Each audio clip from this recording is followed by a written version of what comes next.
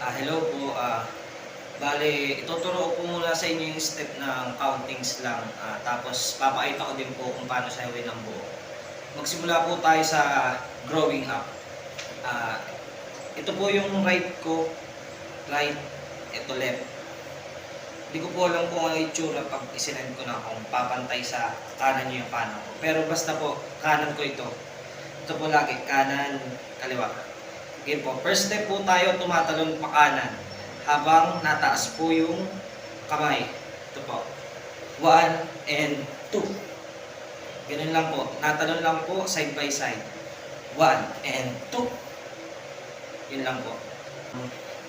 Ang next po ng jump natin, 1 and 2, tatalon pa rin po tayo ng kanan at kaliwa. Ito naman po ang sunod. 1 and 2. Nababa po yung kamay mula taas pababa. Bale, 1 and 2. Gets po? So, pag pinagdugsong po natin yung dalawa, ganito po yan. 1, 2, 3, 4. Natalon-talon lang po ng side by side. Right and left. Game po. 5, 6, 7, go. And 1, 2, 3, 4. After po nung talon-talon natin ng 1 and 2, 3 and 4, next po ng jump natin ay swing lang po, pakanan, bali ganito po, 1 and 2 and papunta lang po kanan, yung simple step lang po.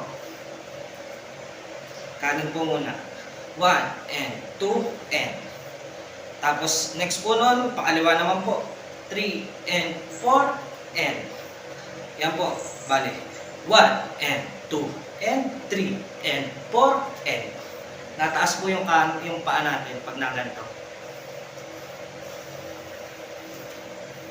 Sunod po natin sa swing ay ganito po, napunta sa front tapos naganto sa back and 1 and 2 and 3 and 4. Ganun lang po. Bale, 1 and 2 and 3 and 4. Gets po? After po nung front back natin na ganito, ang sunod po natin ay i-step lang po tayo ng forward gamit yung kanang paa at left na ganito lang po. Yung mga normal na step po na sayaw. Step, twist. Hanggang maabalik po ulit tayo dyan. Yan. Bali, ang tsura po ay 1 and 2, 3